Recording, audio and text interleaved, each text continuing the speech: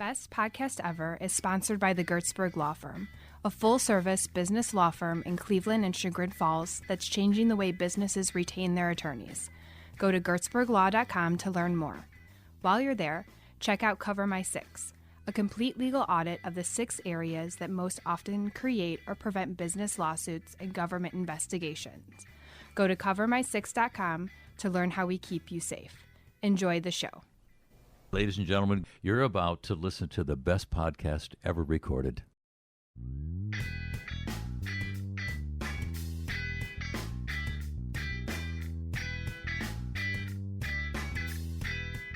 I've always had somewhat of a creative mind, you know, and to think of these things and say, okay, if I go here, what can I do once I get there?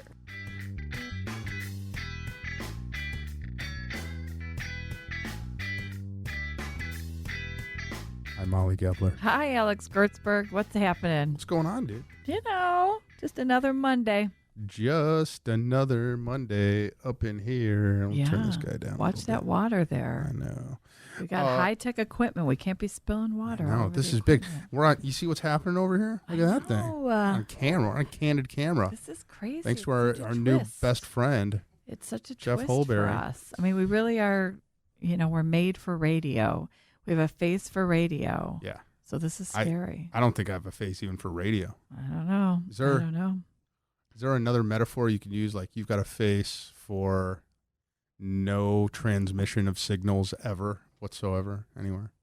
I don't know. I don't know what that means. I don't know. So, Alex Gertzberg, I got some big news all around. You do? I do. I know. So much. All right. Ready? Go. Okay. So, first of all, I am excited to announce that Samantha sold and bought a house all in one day. Whoa. And she will be living in Chagrin Falls with my grandbabies. Yay! Samantha Evers. So prayers to that the inspections on both houses go smoothly. I'll take all those prayers. Yeah. And she will be moving in at the end of September. Who did you say her realtor was? My stepsister, Suzanne Sheely. Suzanne. From Berkshire Hathaway. Congrats on the deal. You must be good. Yes. Yeah. Awesome. Same day. Both in contract right now. So that's that. Good news number one. Good news number one. Good news number two. My husband will be starting a new job. Wait a second. Hold on a second. Is this public? Is this public knowledge? It's going to be public right here. He just said I can announce it on the podcast. Whoa. He will be joining the Highway Garage team in Bainbridge, Ohio. And we are so excited. Good job, John Gebler. Look at this. Local, small business. Chad is the new owner of Highway Garage. Great guy. Wow. We're super, super excited about this. That's fantastic. Super excited. Hang on. John Gebler, if you're listening, congratulations. And for the love of God, Nellie, will you please send him a link so he can be on the podcast? So I don't have to hear. I just said, yeah, we're doing our 100th show. Oh, really? 100 people have been more interesting than talking to your own husband. So please, Nellie, send him a flippin' link. As I recall, when we first started this venture 100 episodes ago, I believe that John's initial reaction was, "What the is a podcast?" Well, I told I just don't want it to be what it's like to be Molly's husband, the bitch fest. You know, I can't have that, even though it's great to be my husband. Just so you know, I don't understand. You know, like he'll just be like, it'll be questions like, well, "What's it like to live with Molly?" Or you mean if he's going to be on? When he's a guest on our podcast? Correct. Oh no, he wants to be a guest on the podcast. Yeah, no, he should be a guest on the podcast. And quite frankly, I do want to know what it's like to be Molly's husband. But I'm happy to make that only like a 5-minute part of the conversation. I've got some ideas. I mean, I think that it requires a lot of patience. It pretty much just requires stepping back and letting me go. Yeah. I think and John does a hell of a job at that. Does a great job of just kind of backing up and letting me trip over my own self. Man, John, first of all, Congrats. congrats on the new position and on being Molly's husband. He's going to knock it out of the park. I know it. I know he will. Can't wait. Then my last and final thing that I am only showing this room, but by the time this comes out, maybe it'll be public at that time. But I am going to show you the mock of the brand new book number 2. Do not say anything. All I'm going to say, folks, is Molly is showing us a book that looks really cool. Will undoubtedly cause a lot of elation and exuberance, and also, I think, maybe some controversy. Because there's other high schools in this neighborhood that are going to say, "How come we weren't involved?" These are chagrin. It's chagrin. I guess it's going to have to. Well, it is. I've always said it. Chagrin traditions. Blossom wasn't a Bainbridge tradition, I don't think. Feeling a little left out here, Mom. Well, then you'll have to start your own little series about Bainbridge. Guess I'm going to have to. Yeah. So there we go. That will be. It looks very cool, and goes to print today, and we'll be at the binder next week. It looks fantastic, Molly. Yeah. It looks very. I mean, Lily is going to go very far in her artistic career because that looks really professional. Yeah. So exciting. Yeah. A piece of mollysmind.com. Head to the website and get your Blossom now, because I'm telling you, we only printed 400. Mm-hmm. That's it. No reprint. No, it's very, very cool, Molly, and I'm very, very proud of you. And I wish we could have made the book signing on Sunday or Saturday. Well, that was for Blossom. Yeah. You will be invited to this launch party. Good. For kids. Yeah. We'll see Christina Aguilera there and all of the other VIPs from Hollywood. You're the VIP. Oh, the VIP, not Christina. And then a Diet Coke update. I'm still Diet Cokeless. Oh, I almost had water shoot out of my nose just now. Molly. Yes, I know. You're a whole new woman. I know. That's huge. I know. Although, how do you feel? Not a good question today. Really? Yeah, because last night I had a huge migraine. I went to bed at like 7, didn't get up until this morning, continued to have a huge migraine. And I say about maybe noon today it went away. So, and I'm not putting that with the Diet Coke. I would say my withdrawal is probably gone by now. You know what I mean? I don't think. Yeah, no, I would think so Coke too. I'm sorry you had a migraine. I'm really proud of you for staying off of the rough juice stuff, man. That's stuff. Yeah, no, that's huge. So, how was your weekend? It was just a lot of like outdoorsy things. You boated. We boated. We went running at Froring Meadows. It was young Ethan's birthday. I got him a rangefinder. He's a golfer. You golf, Jeff? Oh yeah. Yeah, we're going to talk about that in a second. And it was just kind of a chill. And I believe it was Papa G's birthday too, right? Oh, that's right. That was on Friday. Happy birthday, Papa G. Ed Gertzberg. The big 5-0. 5-0. Go with it. Yeah. They're down there in Florida with Nellie right now, and Bodie and Josh and all of them, and they're having a good time. It was that kind of a weekend. It was good. It was chill. I love that. Yeah. I did some mixing it up behind the bar at Burntwood. Support the film festival. We raised $8,700, I think. You raised $8,700 in drinks. In tips. In tips? Holy crap. Yeah. That's amazing. I know. We did great. We did a great job. It was lots of fun. It's amazing. I think you can still tip. I think the tip jars are still open. So good for you. Yeah. So, and then we went to an event at ASM, which is always a cool place. Have you droned ASM? Yes, I have. Oh, God. It's one of my first places. So gorgeous. They had like an event in that garden area for Geauga Growth Partners, and it was just beautiful. Beautiful, beautiful, beautiful. What is that structure? It's a geodesic dome. Geodesic. Geodesic dome. What is its function?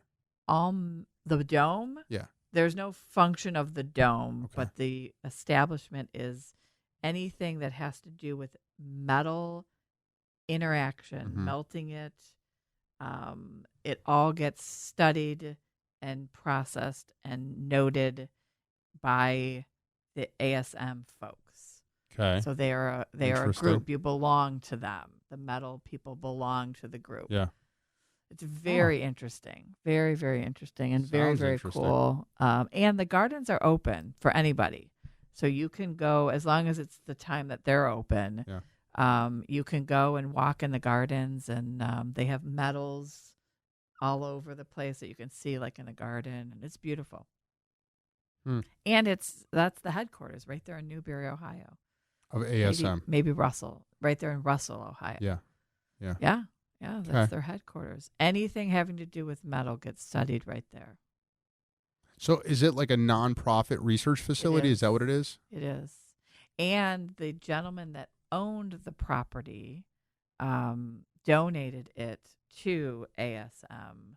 And they're on a pretty big property, pretty big debt-free property. So, yeah, beautiful, beautiful, Interesting. beautiful. All right. So let's get into our guests. I'm so excited. I'm excited too. Have I you wasn't ever- before. Can I make a confession to the both of you? I think you're going to. So I think you two are Besties. besties, right? Mhm. And I don't know Jeff from Adam, right? Mhm. And when I first saw, I looked you up, but I think I just looked you up on LinkedIn, not on Facebook. I was like, all right, he's a small business owner. That's great. His business is drones. So you weren't excited is what I'm feeling, Well, what I'm hearing. When I first read like your LinkedIn or maybe, I'm not active on it. there you go. I didn't know I had one. And what little there is out there, I was like, oh, well, I guess we're just gonna make Jeff seem interesting. But then today, because I'm a very last minute kind of guy, Jeff, Just today. today I go on Facebook.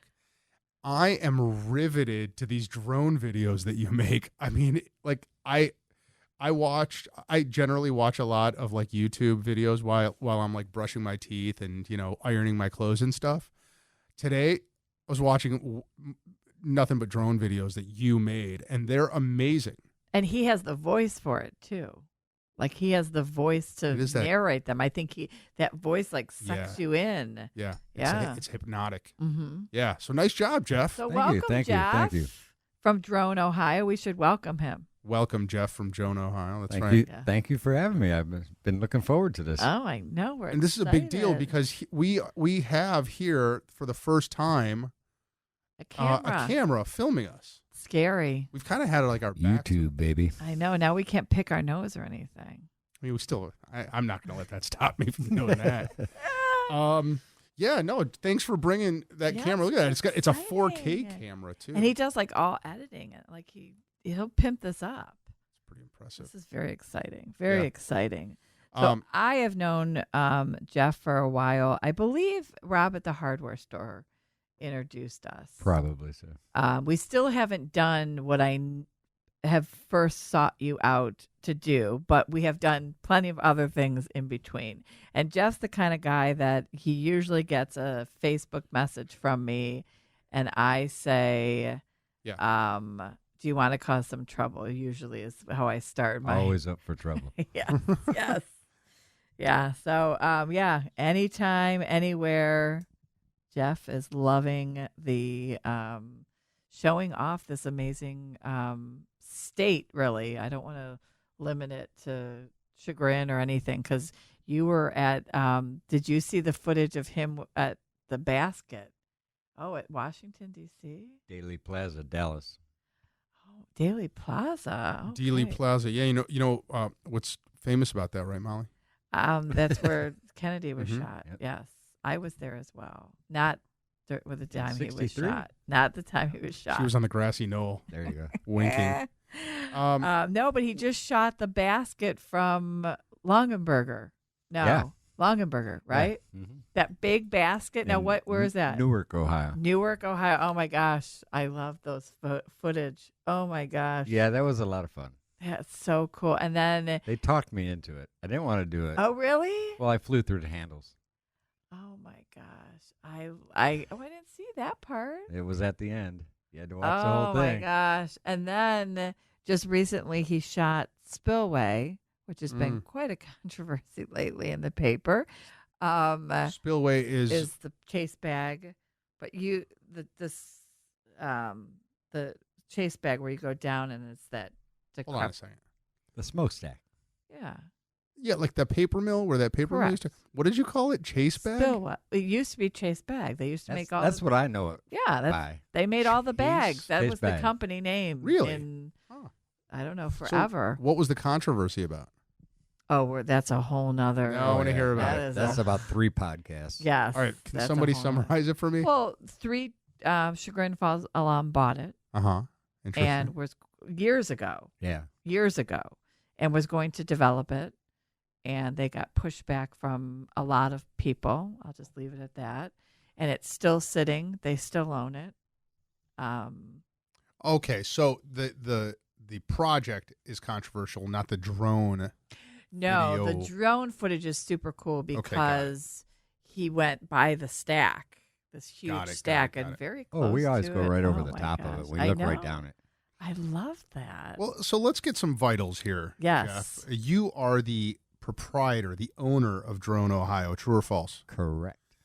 Drone Ohio is been around for a bit. Actually, I've only been flying about 3.5 years. Drone Ohio's been in existence about 2.5 years. Okay. Give us some of the applications for which one might retain your professional services. Well, my services, I'm pretty pictures and pretty video. Drones themselves, have 1,000 purposes. I mean, Right. we fly in the Cleveland National Air Show. We can talk about that later, but they had a drone out there that drops a life preserver to somebody who's drowning. How long does it take a lifeguard to swim out there to a drowning victim? That's amazing. And Wow. a drone can drop a life preserver to somebody in a matter of seconds. That's pretty cool. So. That's But very I do pictures. I do ground video and stills and aerials, and we do pretty much everything. And what's kind of funny is 3.5 years ago, I had no clue how to even stitch 2 clips together. I knew nothing. Mhm. But that's what YouTube's for. So you go on YouTube and you learn how to do these things. And I bought a less expensive drone, a $700 drone initially, because I couldn't justify a $1,300 drone. For what purpose did you purchase the first one? You just were interested Simply, in... I was always a photographer, and I just thought it'd be neat to see things from above. I mean, like that picture you have on the wall now. That's just interesting to me. Mhm. I have an engineering type mind. I like architecture and infrastructure and stuff like that. So I just thought it'd be neat to get up in the air. So I bought the $700 drone because I didn't want to drop $1,300, and I flew it for a week, and I bought the $1,300 drone. So that was the start of it all. And what's the difference between a 700 and a 13? A lot. Yeah. Yeah. Okay. Back then, this is 3.5 years ago, and again, technology is literally flying nowadays. So they're just coming out with new and better things all the time. And you can't lose them, correct? I mean, if you can lose them. Really? Don't they have like a GPS on Well, them? they do have that. I mean, what I fly is high technology, so yeah, it has GPS, it has return to home, it has sensors all the way around it. So I literally can't fly it into a brick wall. It will stop itself. It's smarter. It's a lot smarter than me. Huh. It returns to home. That's cool. Yeah. I I've been wondering lately how many years into the future it'll be before we see drones hovering over the field of every sporting event we go to, right? Like Delivering packages. And well, that's coming. already they're taking testing that out place. now. Yeah. But like, right now when you see a Browns game, you see that one. It's not a drone. It's on a wire, cable cam. cable, right? But it's 4 cables connected to the upper corners of the stadium, and they kind of fly it or drive it like a drone. Yeah. They But get right in the huddle. But that's to protect it from falling on the players. Eventually, Yeah. Right? They had a cam similar to that down at I don't know if it was Daytona, but the cable snapped actually and caused a wreck. Oh, Well, not a wreck, but it got tangled up in some of the cars. So. right. Oh. So the applications for which you've been hired are like construction, real estate, marketing related. Yeah, I do a lot of commercial real estate. I do a lot of private things for private homeowners. I do, people that have a farm. Just last Friday we were down in Cambridge and shot 2 farms down there. They just wanted pretty pictures of their farms. And then we ran over to Zanesville and did the Y Bridge over there, which is a neat thing. And then we went up to the basket building, which was really neat. Very cool. Why aren't they used more in law enforcement? That's what I want. Actually, they are. Are they really? A lot Are of they law starting to? enforcement already has their drone programs in place, and they educate their officers. Again, I do this so much, so I have a lot of experience and whatnot, and for somebody, even when they get into it, if they don't, get a lot of flight hours in, they can use it, but Yeah. Well, so I want to say about 8 years ago, I had a client who wanted to start a drone business. They had this, they were going to use this drone called a Dragonfly. It's made in Canada. Do you know about that? no, I never heard of that one. So, I want to say this was 8 or 9 years ago, and they were going to bring it in and then rent these out to law enforcement and to, really anybody who wanted to use them on a somewhat regular basis but couldn't justify buying, training, whatever. And they hired us to research FAA UAV, unmanned aerial vehicle regulations, right? Yep. At that time, they were just publishing regulations. They were just putting them out. It was like their first draft. You're talking 8 years ago? Yeah. Oh, yeah. Yeah, like it was their first draft of it, and they were so uncertain about how.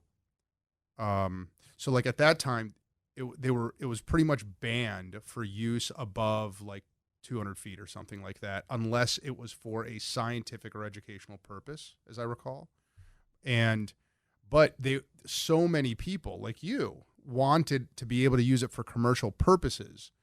I mean, they were lobbying Congress and the FAA, and there was like, you got to amend your rules. So there was this period of time when the FAA was not budging. They thought that they were convinced it was going to be used for terrorist acts. Mm-hmm. So we had to advise them that, yeah, go ahead and make the investment you want to make, but you have to be aware that the FAA could take another 5 years before they authorize it, and so they ended up waiting. But since then, I presume, well, obviously, they now allow for any commercial use, but what are the restrictions? Like, you can't just that's a whole other podcast. You can't, in itself. presumably, you can't go near airports, right? Well, no. Each class airport has a 5-mile ring around it. So Burke, Okay. Hopkins, Cuyahoga, Youngstown, Akron-Canton, Akron-Fulton, they all have a 5-mile ring. Now, you have your smaller airports like the Kent Airstrip right outside of Kent, Ohio. Those don't have a 5-mile ring, but it's our responsibility to know what's going on in the air. I'm an FAA licensed UAS pilot, so I need to, think about these things before I go out and fly. Look at a map. We have a lot of resources to tell us, a lot of apps on our phone that tell us what's going on. The FAA is all about safety. It's all about protecting the public. And the FAA is just an extension of Congress, actually. Right. So it's Congress that mandates the FAA to, hey, you guys need to get your acting gear and get a hold of, make up these regulations so that everybody's safe. And then you have the lobbyists, for the drone manufacturers that are, all up in Washington. And, I mean, everybody knows the drone industry is exploding over the last few years. I mean, DJI is a Chinese company, and that's a whole nother story in itself. But they are the leading manufacturer of commercial and prosumer drones. And so they have an investment, so they go to Congress and they say, hey, you have to allow these people to use them in a commercial fashion so that they can, make money. So in order for me to sell commercial drone services to the public, I have to get a license from the FAA. Yeah, the cost is only $150. The test is not that hard. I've taken my reoccurrence test just recently down at Kent State.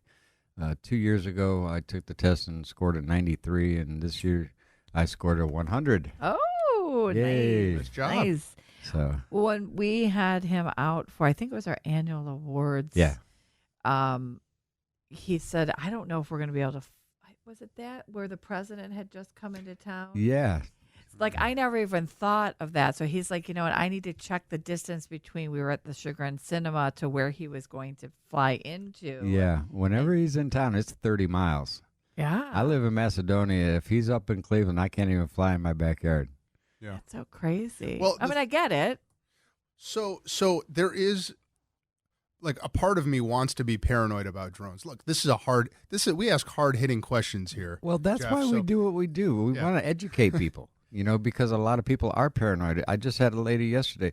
My husband wants to shoot the neighbor's drone out of the sky. Well, guess what? That's a federal offense. He would be breaking the law to shoot it out of the sky. Even if he's in the country and he can shoot a gun, it's an aircraft. A drone is deemed an aircraft by the FAA. Oh. So just like they don't want you shooting down a 747, they don't want you shooting down a drone. Well, so my partial paranoia about drones comes from the idea that if I was a terrorist and I wanted to use a drone to deliver a bomb or a chemical weapon, I could do that, and that makes me paranoid. I mean, to be honest with you, I'm actually surprised nothing has already taken place. Right. Don't. You're feeding into his paranoia. Well, no, I'm just being honest. It's just the fact of the matter is, they're not going to go to Best Buy and buy a DJI Phantom 4. They're going to build their own little drone, and there's drone detection equipment available to the government, so they know what's up in the air. As a matter of fact, starting January 1st, all consumer-type drones will have to have a device in it that sends a signal out to all aircraft, and we will receive signals from them.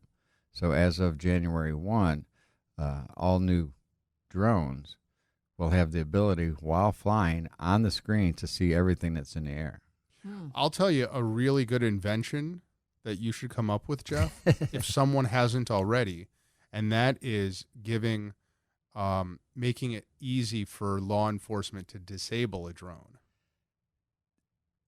That's a sticky wicket too. Like they would be able to push Like a a button and jamming his thing would Well, blow up something. or something. The FCC, not the FAA, but the FCC, it's illegal to jam radio signals. So even the government can't jam a radio signal. Oh, I think the government, if it gets if they needed to, yeah. a court order, or if it's an emergency, Yeah, exactly. they can do it. But I mean, it would seem like that would be a really useful patent to have, or even like, I wonder. Oh, if, the government's already there. Trust me. We saw some devices at last year's Cleveland National Air Show. The government is on top of things. They're again, it's their job to protect us, so they have to stay one step ahead of the game. Right. Jeff, before you owned Drone Ohio, our crack research department uncovered a few facts. I'm in trouble now. First of all, did you know that you and I went to the same high school? Brush. Charles F. Brush, home of the What Brush year? Arcs. What year? 93. Oh, you're a young one. Just a couple years after 79. class of 79. 89. Yeah, how about that, huh? Yeah. Look at that. See? Yeah, I lived in Chagrin until 73, so I went through the 5th grade here. So I did 1 year up at Philomathian. That's what we used to call it, Philomathian Yes. Middle School, I Yes. believe. And then another thing that we learned about you is that you are a Zamboni driver for the city of Cleveland Heights. True or doesn't false? everybody want to drive a Zamboni? I mean, I do. Always have. If it's got a steering wheel and a gas pedal, I can drive it. What got you? Well, I think you just answered the question. How did you acquire that position with the city of Cleveland Heights? Well, in 92, I believe, I was lucky enough. Well, let me jump back. I lived in Florida after Brush High School. I went straight to Florida, and I lived in Florida for 11 years and worked on golf courses and drove a lot of tractors and lawnmowers and stuff like that. I was just always wanting to be able to drive, and I could back things up with my eyes closed and one hand behind my back. So when I came back to Cleveland, because this is where it's at. Cleveland's where it's at. Damn you know? straight, Jeff. You could have Florida, you could sell it to Cuba, I don't care. So when I came back, I was lucky enough, within the first year, I got a job with the city of Cleveland Heights, and I've been there now 28 years. So I came back 28 years ago. And Doing what? Other than Zamboni? Initially I started in the water department because I actually worked for the city of Clearwater, Florida for 5 years. Mm-hmm. If I would have stayed there, I would have been well retired. I'm still halfway young, but anyhow. So I initially started in the water department of Cleveland Heights. I did 2 years there, and then I did 2 years in sanitation, and then I drove tractor trailer for 15 years. So again, it's all about driving, you know. Yeah. So I've just always been a driver, but you know, working for the city has its great benefits, of course. So I can't complain there. And then eventually I moved out of the tractor trailer because a tractor trailer will beat you up physically. You know, they look all nice and pretty and comfy, and trust me, they're not. So Can't say I've ever driven one. Have you ever driven one? Yeah, I know, in Iraq. Oh, that's right. yeah. Yeah. They're fun. 13-speed transmissions. And Yeah, it's a weird experience, especially, you know, when it's not your profession. Like, do you remember when you first started driving it? And yeah, as a matter of fact, I was working in sanitation, just driving the regular garbage trucks, and then they needed some more drivers with the tractor trailer, so they actually trained me, and I took to it fairly quickly. And but So no, what are you doing when you're driving a tractor for a city? So, we were hauling garbage to the landfills. oh, okay. Okay. I would recommend that everyone at least once drive a 16-wheel tractor trailer truck. Well, of course, everybody wants to cut you off on the freeway. You know, oh, it's a slow truck. I got to get around the truck. That's the thing, right? If everyone just did it once, you would realize a couple of things. Number one, it's a tremendous amount of responsibility for one human being at that wheel, right? Number two, those things do nothing on a dime, right? Not start, not stop, not turn, nothing. It's like the Titanic. And number three is that it's very difficult. It's a very difficult job that requires a lot of alertness and it's almost like brain surgery sometimes, you know? And I mean, it like made me, I remember there was this controversy a while ago about how, people weren't getting enough sleep when they were driving them. And then they started putting all these like sleep log regulations in place. Oh, yeah. No, you have to keep a log constantly. Yeah, but you didn't used to. Isn't that No, actually, they used to have to keep a manual written log, but now it's all electronic and whatnot. But you're only supposed to drive 10 hours a day. Right. No, but wasn't there like that's all within like the last 10, 20 years. Like when I grew up, right? Like in the 80s and 90s, people just drove them for like 22 hours straight. Oh, yeah. You know? And it is terrifying, you know, to know if you know that that's the case and they're driving these enormous, you know, death machines. Well, I'll give you some quick numbers. The truck I drove, empty, weighed 50,000 pounds. Oh, Right. my Empty. gosh. Then we put 30,000 pounds of material in it, and we were at the max road limit of 80,000 pounds on 18 wheels. Oh my And gosh. next time you want to cut in front of an 18-wheeler, Right. think about 80,000 pounds and how Crushing quick it's going to it. stop. Reminds me of the Cat Stevens song, Bananas, 100,000 pounds of bananas. Do you remember that song? Nope. Where he drives the truck full of the bananas and then he goes Remember, down he's the the young hill. one. Yeah. Oh, that's a good song. You need to all look I'll have that to check up. that up. Are you still tractoring? No, I only did that for 15 years, and then we jumped into the Zamboni across the street. City of Cleveland Heights has 2 ice rinks over there. So they needed a Zamboni driver at the time, so I signed up and had a lot of fun doing that. That was a lot of fun. Oh my. Are you still doing that? No, huh? Okay. No, I work in the parks department now. Got it. So I've moved Outside, around a because you're little bit. very tan. Oh, yeah. Yeah. Yeah. I can tell. Did you ever see Mark Turner from this law firm play hockey at that Cleveland Heights ice rink? Well, I saw a lot of people, and I don't know them all, but yeah. Yeah. He's head of our litigation and estate planning group, and we know, and he plays avidly. Oh, yeah. over there. It's a And big thing. We always know on Monday mornings when he's played on Sunday night, because he comes in like somebody beat the crap. Oh, out of yeah. him. He's like probably 45 years old. Oh, yeah. On Mondays, he comes in here like he's 80 sometimes, because it takes a toll. But everybody loves a Zamboni. I mean, Oh, the yeah. kids, when we're cutting the ice and we're going around the glass, the kids will try to reach over the protective glass and give you a high five. I mean, it's as American as apple pie, except that it's named after an Italian. Can you do the drones? I know the answer, but our listeners might not. During the winter? Yeah, you can. The battery is the main issue. The temperature. Okay.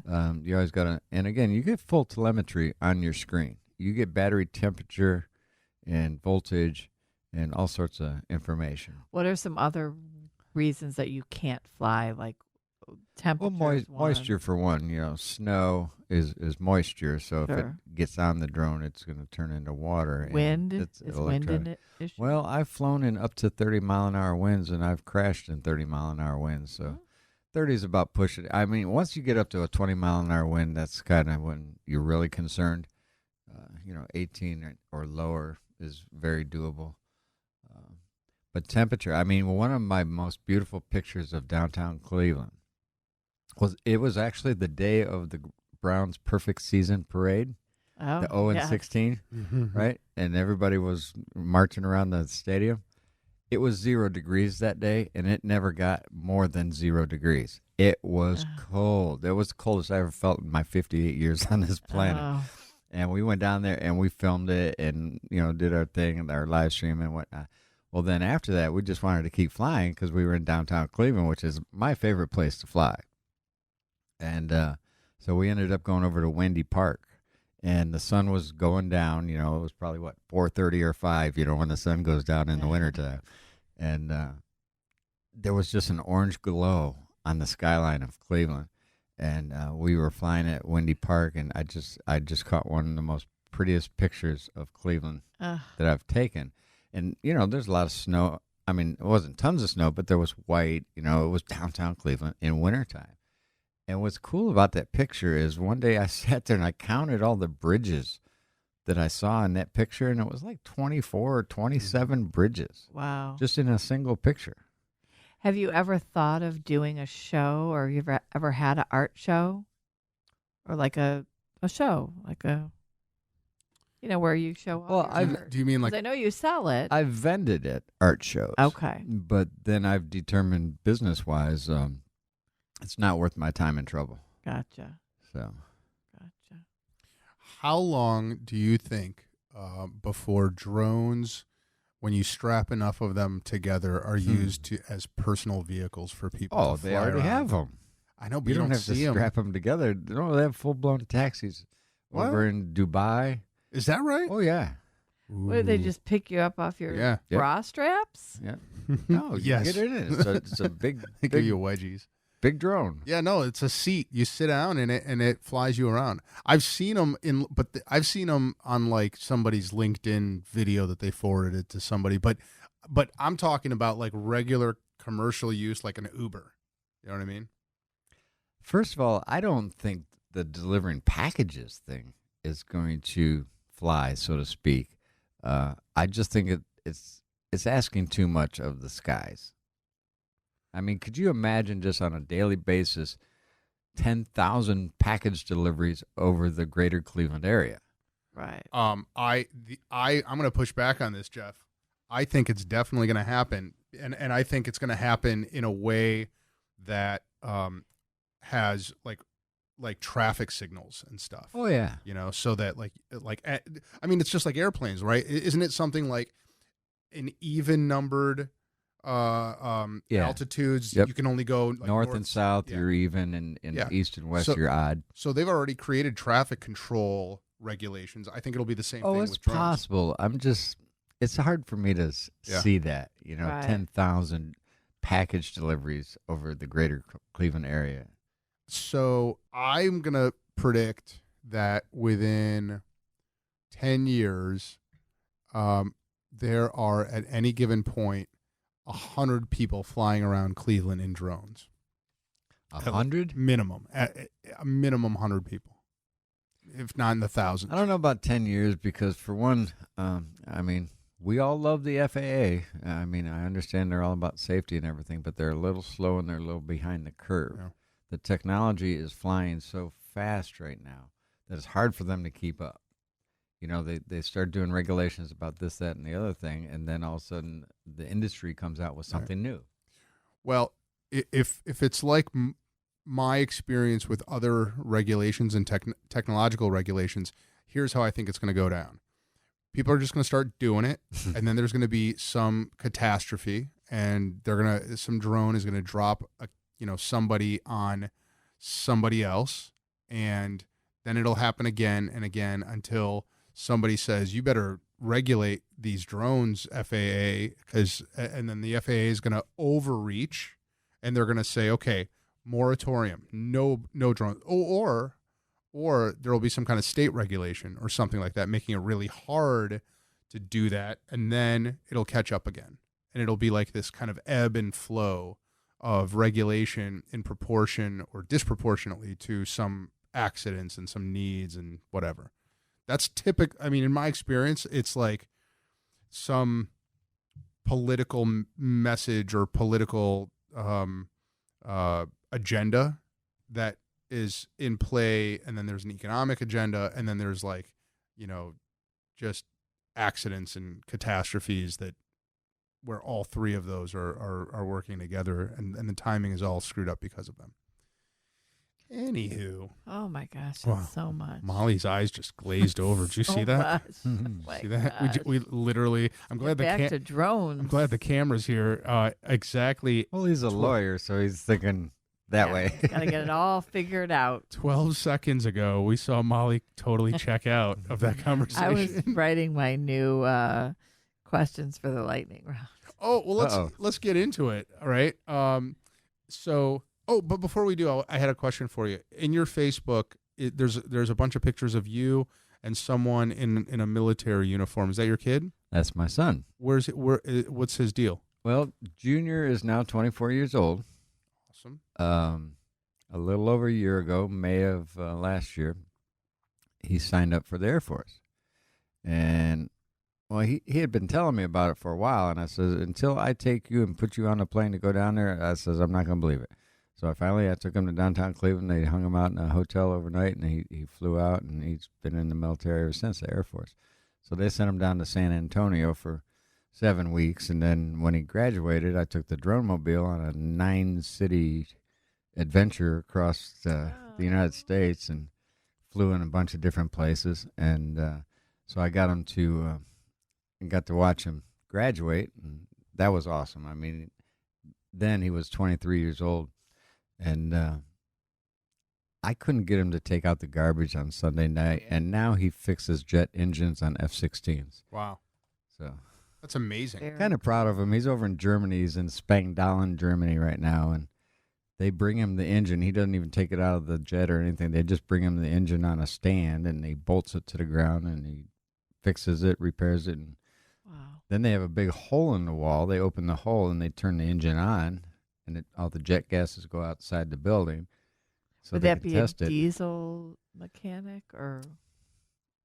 No, yeah, jet fuel is it's a form of diesel. Actually, it's a form of kerosene, I believe. Okay. So. And do you think that your history or has your drone not? I was wondering if. Oh, he had no interest in it whatsoever. Okay. Yeah.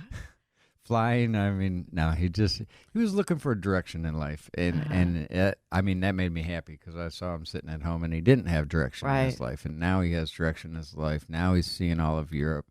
He works Monday through Friday. So on Friday nights, him and his buddies, jump on a train and go to Paris or Berlin or wherever. So. Well, let's pull that thread a little bit, Molly. It is an interesting coincidence. I mean, drones, definitely flying through the Air Force. I mean, is there some, fascination that the both of you had with flying machines? I've always been fascinated by flight. I'll get in anything that flies. I would get in the space shuttle even after the Challenger accident. That is one thing that you and I do not agree on. I mean, I have an Apollo Saturn V on my arm. Oh. I grew up watching Neil Armstrong on a 12-inch black and white TV walk on the moon. So. And what about your kid? He never had an interest. Why did he join the Air Force? Again, just for direction. It's kind of like but he could have done that with the Army. It's going to college, Well, any part of the military, they educate you, and they test you beforehand to see what you're adept in doing, and so they tested him. And initially, he wanted to be a payload specialist. He wanted to push things out of the back of an airplane, but he wears glasses. So for one, you have to get your eyes corrected to 20/20. You can't be wearing glasses and be in a plane in any way, shape, or form. So he couldn't do that. So they just tested him, and they thought he had jet airplane mechanic skills. So that's what they taught him to do. And, I mean, that's amazing in itself, because a jet engine, it's a totally different creature as opposed to a V8 engine or something like that. So, but he did 5 months of training up in northern Texas after he graduated before they shipped him over to Germany. And how long has he been in there now? Well, he went over to Germany last Thanksgiving, so. Okay. What's his name? Jeffrey Jr. Jeffrey Jr. Yeah. Thank you for your service, Jeffrey Jr. How skilled are you in maneuvering that thing? And by that I mean, do you think that you could fly it around this conference room? Oh, yeah. Really? Without it bumping into stuff? Mm-hmm. All right, I don't want to test that out. But have you ever gone into anything? Oh, I've flown indoors all the time. Okay. Have you, or is there such a thing as a drone maneuverability competition?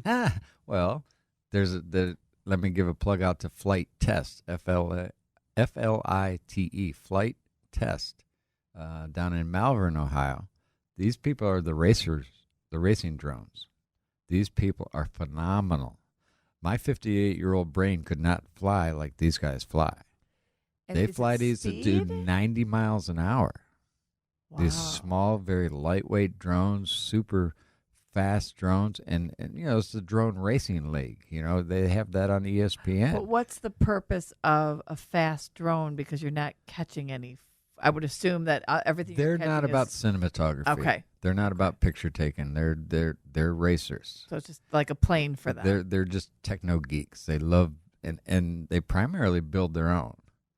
And they're flying drones that do 90 miles an hour, and they do racing. They do, with Flight Test down in Malvern, their company produces radio-controlled aircraft, like airplanes. And they build these kits, and they produce them and sell them to the public and everything. It's a very, very big company, actually, very impressive. They have a huge YouTube following. And the racer drones in that group of people, as they're testing out new airplanes, the racer drones are following them and filming them at high speeds and flipping around and flying in front of this plane that's flying through the air. Oh, my gosh. And just to let you know what these people down at the Flight Test, they're great people down there. They take these challenges. Somebody says, make this fly or make that fly. They have flown a styrofoam toilet. They have flown a Little Tikes coupe. They have flown a wooden chair. They made pigs fly. Mm-hmm. They literally made a pig fly. That's hilarious. Oh, yeah. It is. Don't go on their YouTube channel because you'll never get off it.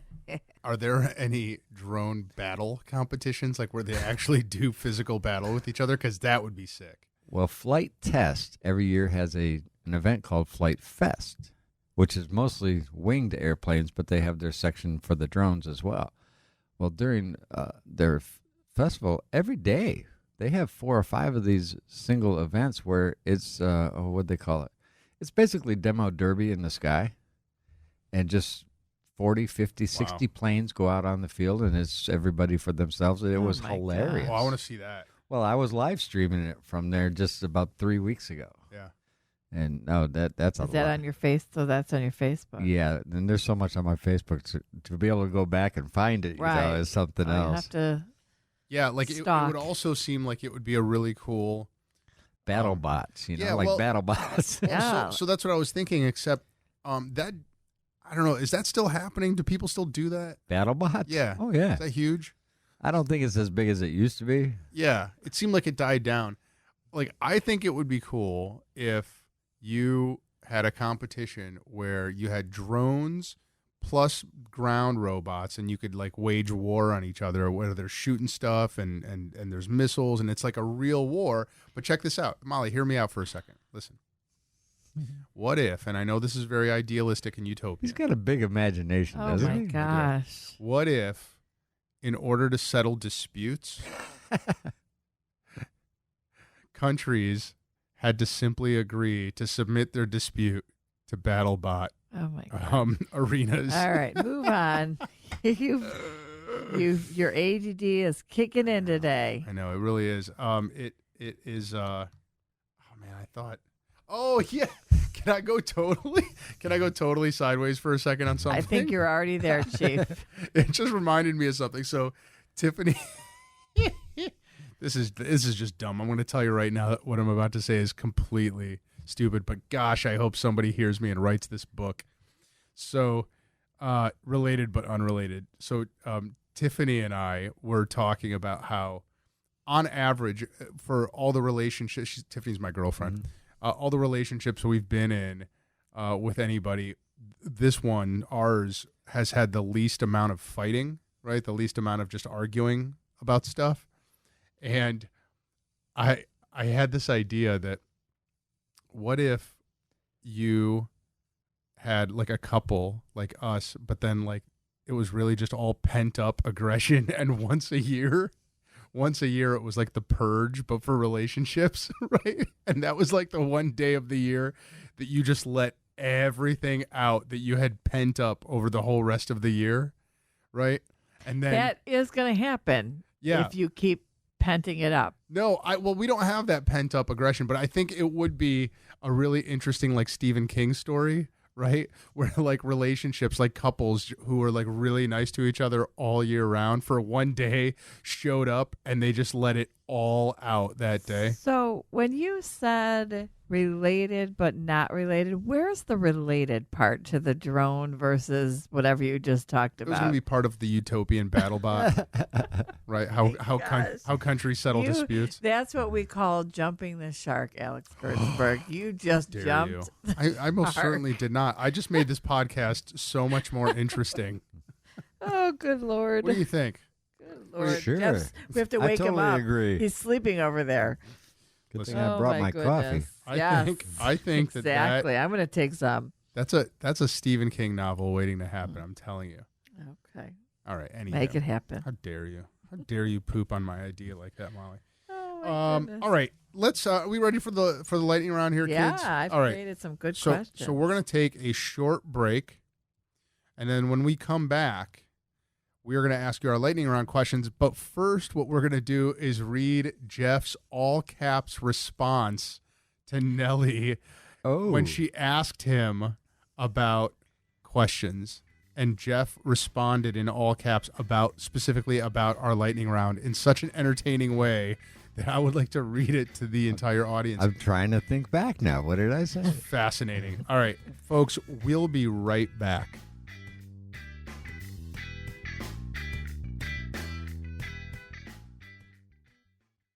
Hey, folks, Alex Gertzberg here.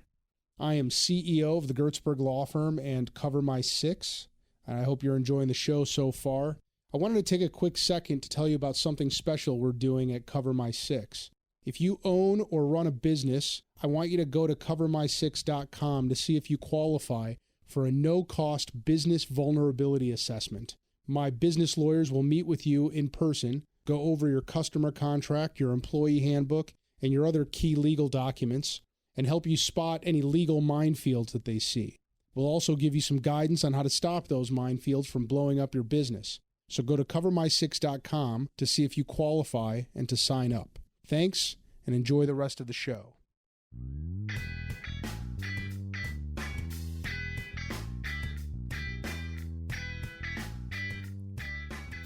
And we're back. Are you sure? I think so. Okay. Yeah. Look, this thing's moving. See? Jeff, if I hadn't just spent the last hour talking to you and realizing how nice and kind and chill you are, and I had instead just read this all caps email that you sent to I Nellie. don't remember typing in all caps because You typed in all caps. Oh, I think all your responses were in all caps. Oh, that's been true. a technical glitch then. Yeah, but No, then he switches to lowercase here. But anyway, no, he goes bold. Unless Nellie bolded it, he bolded this last sentence. Yeah, that could have been Nellie. Who knows? But Could've here, so I blame Nellie. no, this is a really well written. I message. listened to your podcast, so I had to. You knew what was coming. I didn't wait till yesterday to do it either. But if you had read it, you would Today. if you would have read it and not known Jeff Holbury Sr., you would have said what I said is, man, this is one cantankerous dude. Right? This guy's got some strong preferences. So here's what it says, ladies and gentlemen. Uh-oh. In response to the question, are there any questions you'd like us to ask you? Jeff wrote in all caps, I still deny that. I've heard your speed round of questions at the end of podcasts, and they really don't pertain. They really don't pertain to me much. I don't really listen to or follow music, and I don't really watch or follow TV shows. And then in all boldface, maybe you can make me some unique speed round questions, possibly pertaining to FAA rules and regs or fun places to fly or whatever. Yes, I know I'm odd. Ha, ha, ha. I like his emphasis. Yes.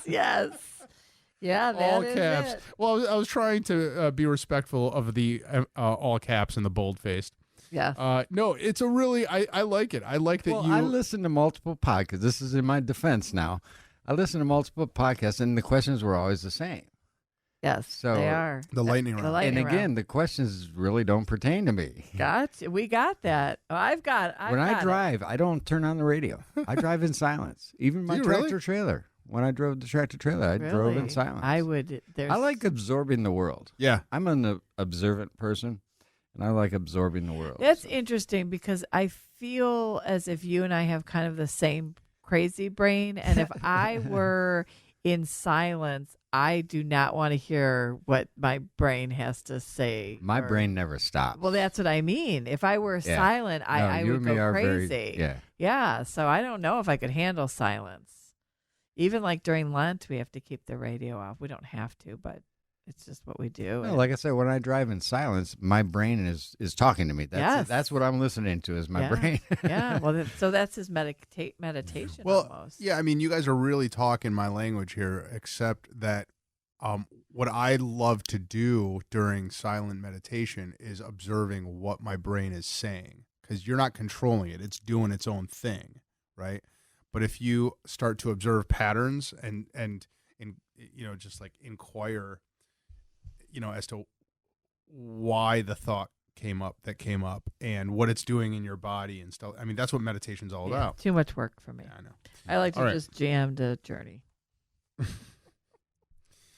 Okay. Holbury Sr. Molly has questions for you. I do. Go, Molly. All right, so we'll start the lightning round right now. Jeff, if you could drone anywhere Good one. in the world, what would your top two, I'll give you two, be? New York City. Skylines, because I love the Cleveland skyline, of course.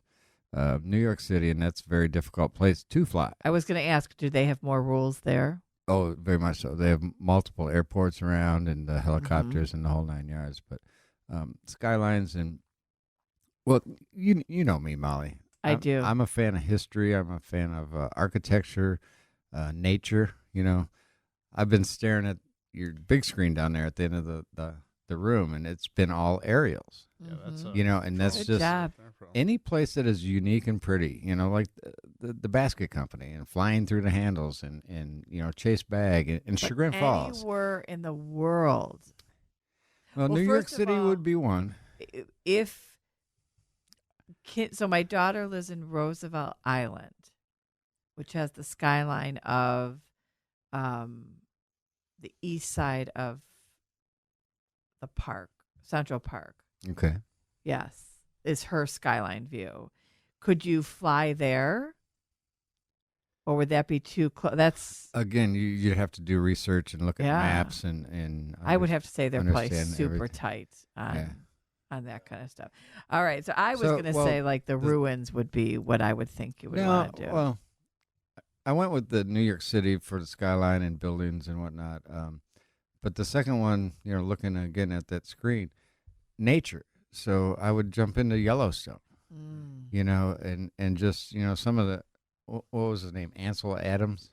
Yeah. There's one right Back in the 1800s, the photographs that he took. Mhm.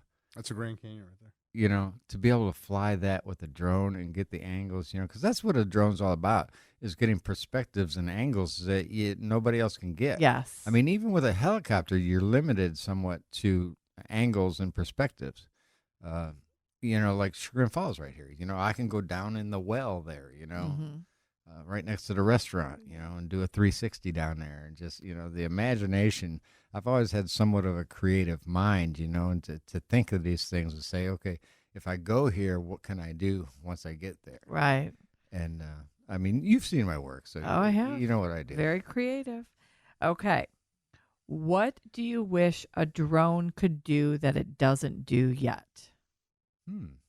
Okay. Fly for multiple hours. Okay. The battery issue is And how long is the battery? well, this new one here, I just picked this one up, 'cause I think you saw my other drone. This one is almost 30 minutes, and the other drones are 23, 24 minutes. Oh. And why haven't they been able to get a battery? Well, Just it's the 'cause size of the using battery. every- I mean, I'll pop this off real quick. That's the whole battery, Okay. and Well, presumably it's only a matter of time before they add solar panels to those things, and until when they start Well, they- charging themselves like a car. they have tethered drones as well. They used one in Times Square for the New Year's the ball drop. They had a drone tethered to a building so that if it did fall, it wouldn't fall into the crowd. Gotcha. And when you tether a drone, you can run power to it. So there are applications where people can fly. But they had the hurricane down on one of the islands a year or so ago, and they had no communications. They had no cell phone towers. They had no telephone. They had no communications. The whole island was really hurting. Companies took drones down there and tethered them and got them up in the air and could broadcast the cell phone signals from this drone that flew Wow. 24 hours a day. So, Very cool. I'm just a pretty picture taker, but there's geeks that, think of these things and how the real world applications, a country that's hurting, Right. can't get food to people, and have no communications whatsoever. They go down there in a matter of days and, get things working again, so to speak. Very cool. Very cool. Okay, if there anything that you wish you could discover while flying a drone? Discover.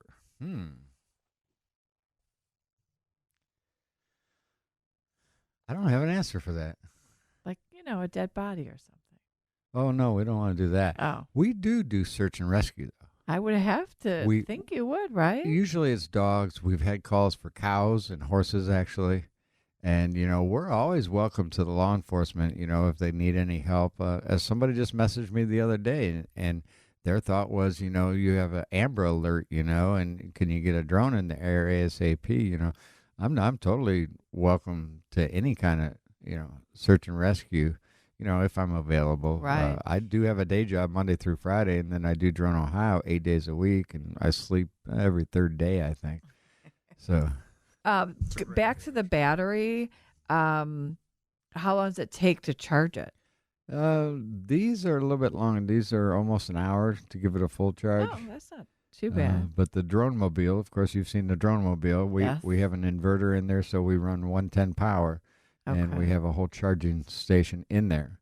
I carry 8 batteries for my primary drone, and I only have 3 for this new drone so far, but I want to get 5 or 6. So you can bring it down, just pop in a new one and Yeah, go. you can swap them out pretty quick. And then my last question, favorite place that you have drone thus far? Well, you talked about ASM. That place was beautiful, and that was probably 3 years ago that I did that, and I only did it once. Actually, I just called them recently. I wanted to get back, and I wanted to do it the right way, and I wanted to fly inside the geodesic dome. Right.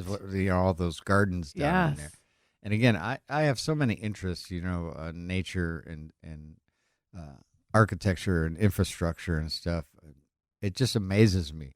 And again, I've been a photographer all my life.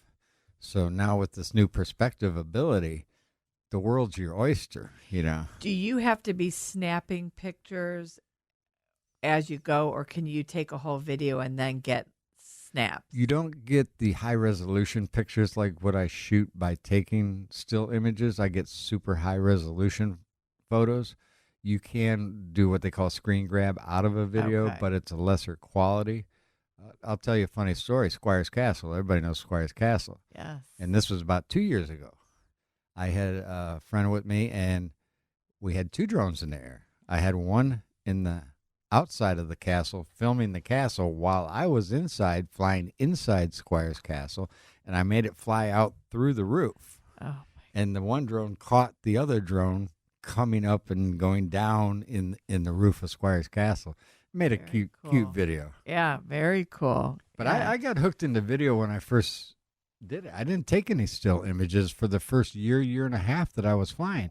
I got hooked into creating videos. That's what got my catalog of videos on YouTube. Right. And that's what really got me going and got me noticed was the videos. But then I got into stills, and then I learned how to process the stills and get the high resolution and make them look good. And Well, if you are at the visitor center, come maybe another couple weeks. Jeff has been kind enough to lend his photos to the kind of walking brochure that will be in the visitor center, which was he's always very kind and generous to help the chamber and a lot of the other organizations. yeah, I was going to say a quick shout out to the great people over at the Chagrin Falls Historical Society, John Borso and Ruth Ziegler, and everybody that works over there. They're all, most all of them are, 98% of them are volunteers over there. And the stuff that they have in this Chagrin Falls Historical Society is just amazing. And my family is from Chagrin here. The good old Byron Hoops. Okay. Byron Hoops, he was a character in town back in the 40s and 50s and 60s, and he was friends with Tim Conway. I have a picture of him with Tim Conway. And that is your That's my great uncle on my grandmother's side. okay. But they lived right up across the street from Stroud Funeral Home. And, it's neat because, again, I grew up here in the 60s. right. In the 60s, this was Mayberry RFD. Oh yes. Oh yeah. There wasn't the, I'm coming through town today and there's just cars and traffic everywhere. And in the 60s, there was none of that, Right. And Taggart's Toy Store, Oh yeah.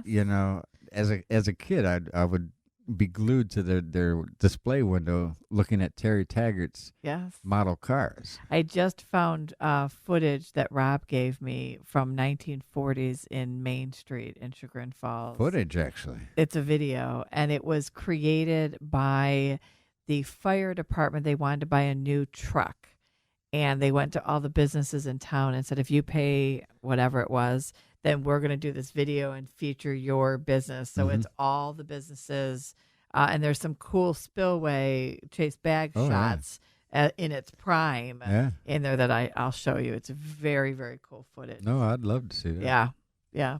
So that's all I have for my lightning round. Do you have some questions? I do. I've thought about this long and hard, Yes. Jeff, and I thought it would be interesting to ask a person who insisted that they did not listen or get into music or watch TV if they had to, right? If they had to, right?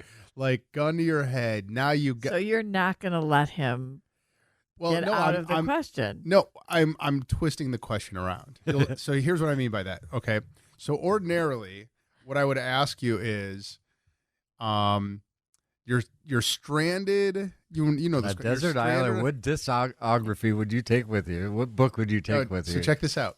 Right. So the ordinary question for those folks that don't usually tune in is, you are stranded you're shipwrecked on a desert island for a minimum of 3 months, but which could be the rest of your life. You have no idea, and you may bring with you any single musician's entire discography. Who do you bring? But because of your all caps message, the cantankerous message that you sent, now I'm blame Nelly on that. Now I'm going to change it so that you have to bring a musician with you to share the island, who will be on that island with you and probably play music for a minimum of 3 dead or alive, right? You have Without to bring question. a musician with you. Oh, without question, Stevie Ray Vaughan. See how easy that was? Yep. Stevie Ray Vaughan. Look at that. It was. Okay. I didn't say that I didn't know music. It's not a All big right. part of my life. That's a respectable choice. I like that choice. Oh, Stevie Ray. Is he still alive? No, 1987. He went down with a helicopter. Eric Clapton almost boarded the same helicopter. That's right. Up in Wisconsin, I think. Okay. Now, same shipwreck, same desert I knew island. he was going to get him in here somehow. My God. Ordinarily, I would say Doesn't even respect the guest at all. You know, How he's dare just you. going on. Oh, no, I like it. Bring it. Molly, you better Bring it. apologize. I'm sorry. That was not nice. He specifically asked you not to ask these questions. No, he didn't. Well, I got an answer for his book question. Okay. Oh, so should we keep it standard? Sure. Standard question. 3 Okay. months.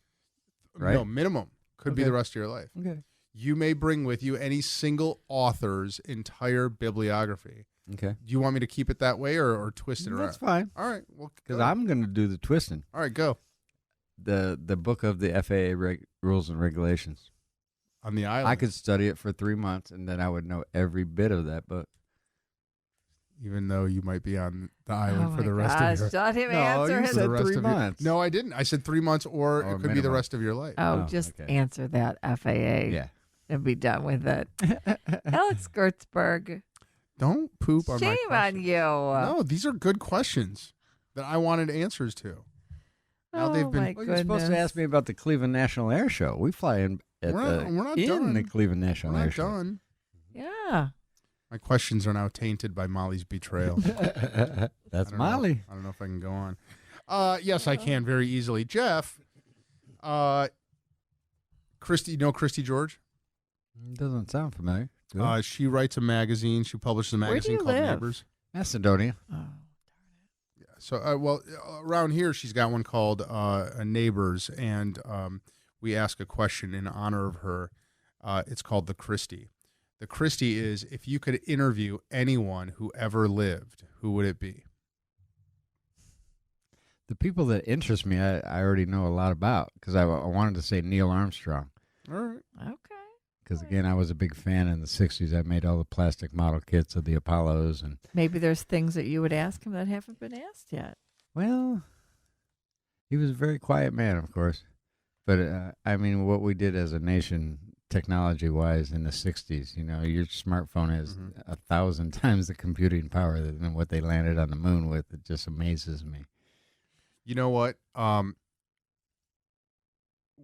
We just rolled out this thing at the law firm called EOS, right, which stands for Entrepreneurial Operating System, and it's all about connecting. It's all about getting everybody in the firm on the same page in terms of like the vision of the leadership at the firm and how to get traction on that vision. And we have meetings, but we had this goal setting session, and the classic example of Neil Armstrong landing on the moon is the classic example of goal setting working well, because apparently when John F. Kennedy in 1962 said, "We will land a man on the moon in 10 years."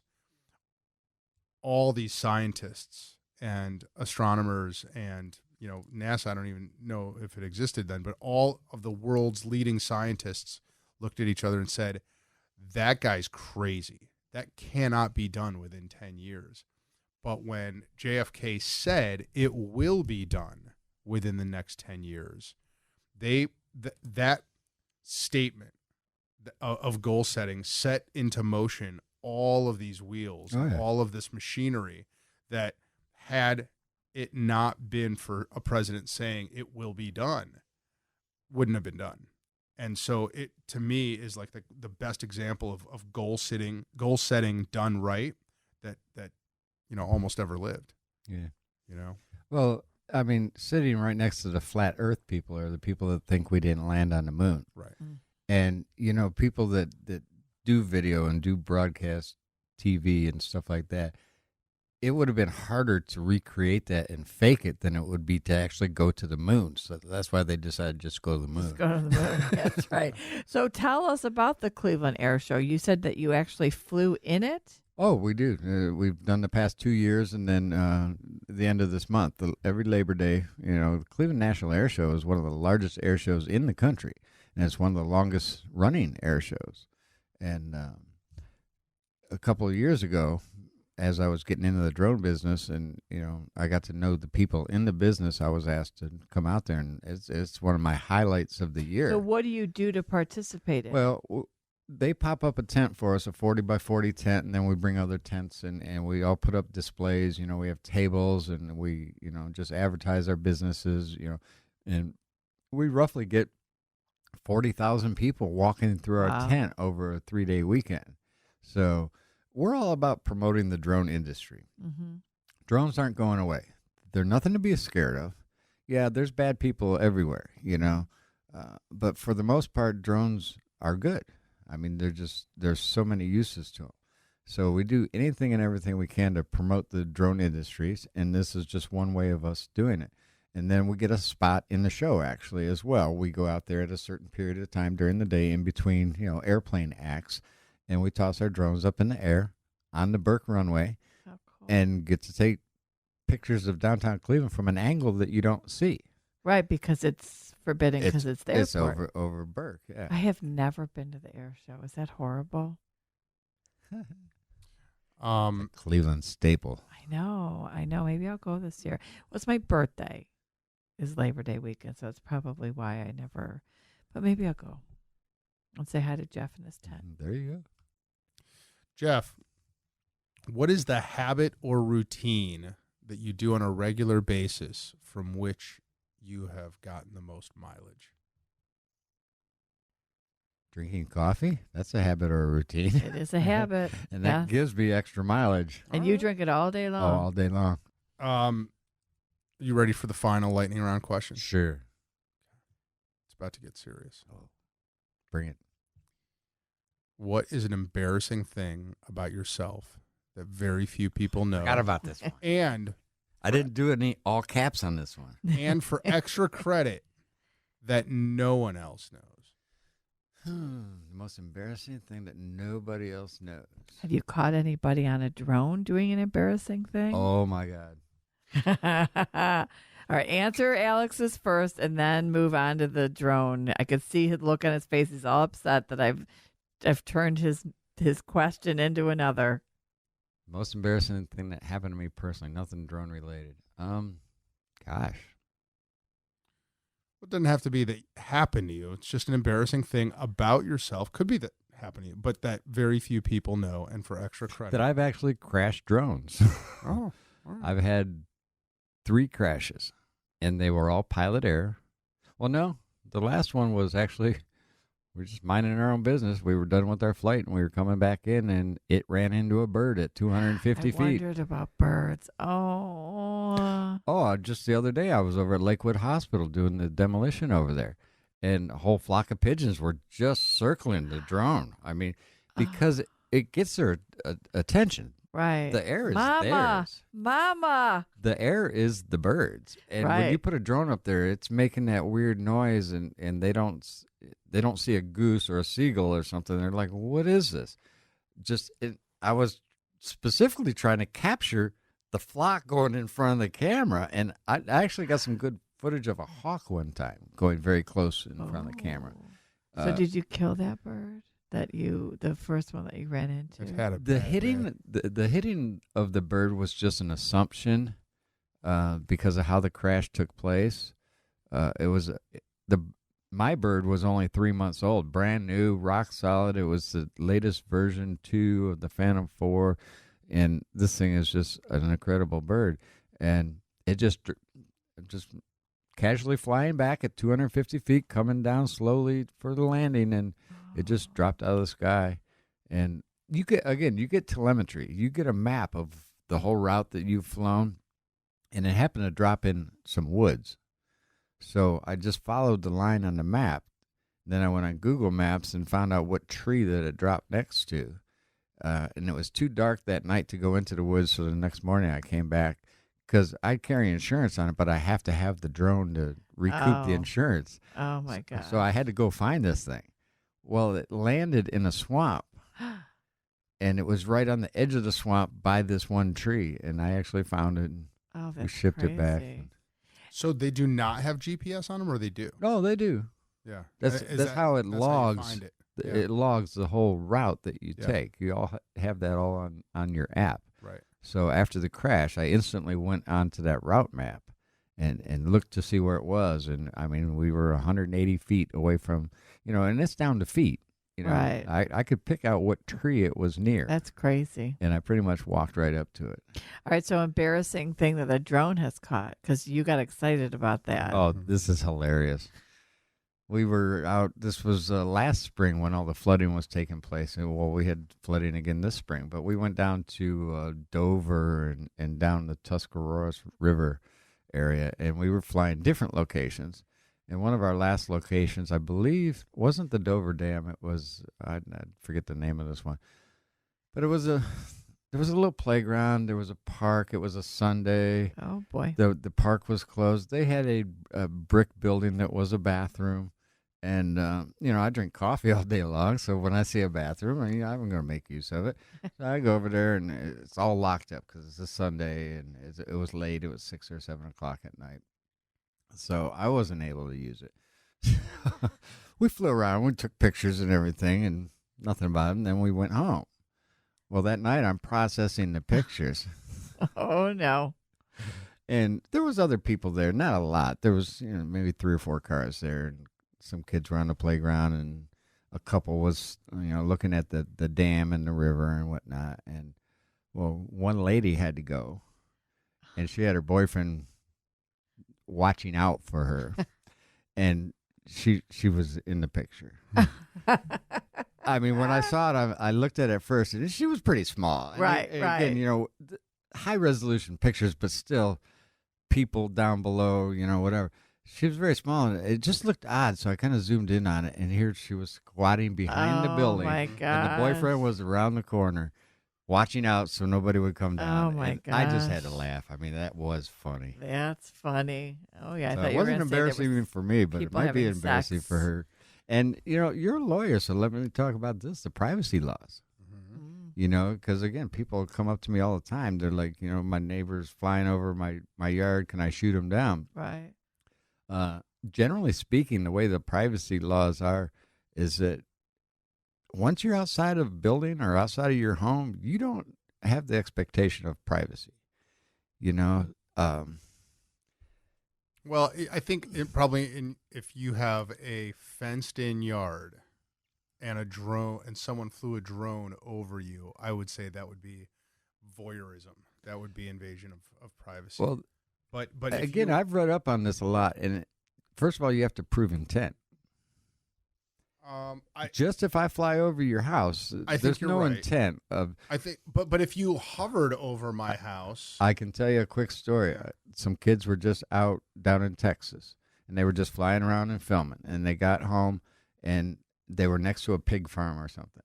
Well, the farmer was dumping pig waste into a creek or something, and they didn't have the intent to go out and catch this pig farmer doing it, but they found it in their footage.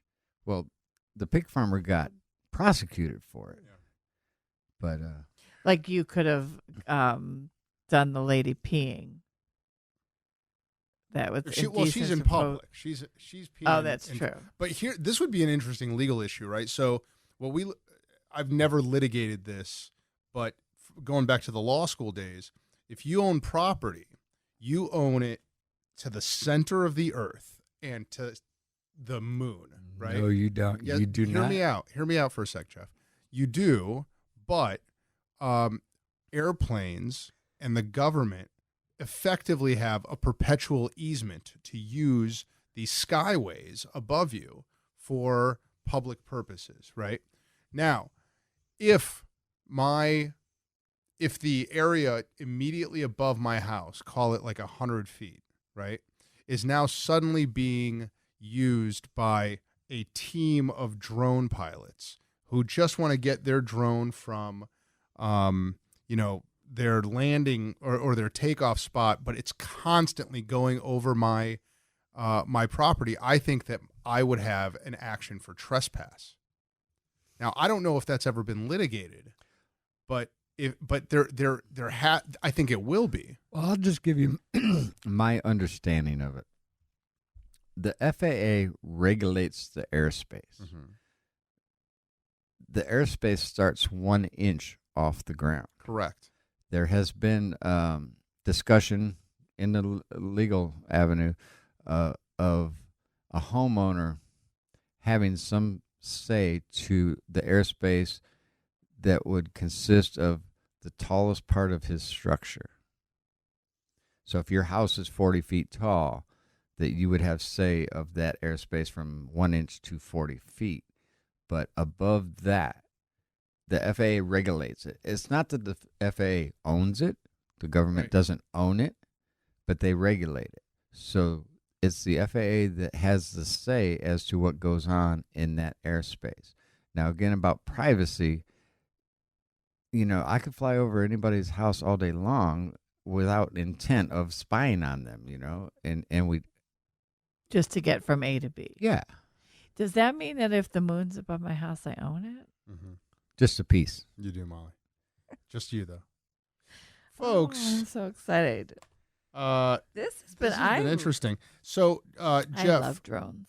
Are you working on anything that you want to get out to the universe as we close here? Anything interesting or exciting going on? Oh, we've just been very busy. I mean, each year, the business gets, my exposure gets bigger, and more people call me, and I'm just going all over the place. And I'm pretty much game for anything. I don't like doing residential real estate. I don't have a mind to traipse through somebody's home just because they're trying to sell it. So most of my business is through commercial real estate, and I do some private homes, but and I love doing events. Again, on our Facebook page, we do the live streams at almost every location that we go to. We take time out to do a live stream, whether it's before or after we've taken pictures or video or whatever. But a lot of times, and I'll tell you, this is what really drives me sometimes, is the happy stories that I get out of it.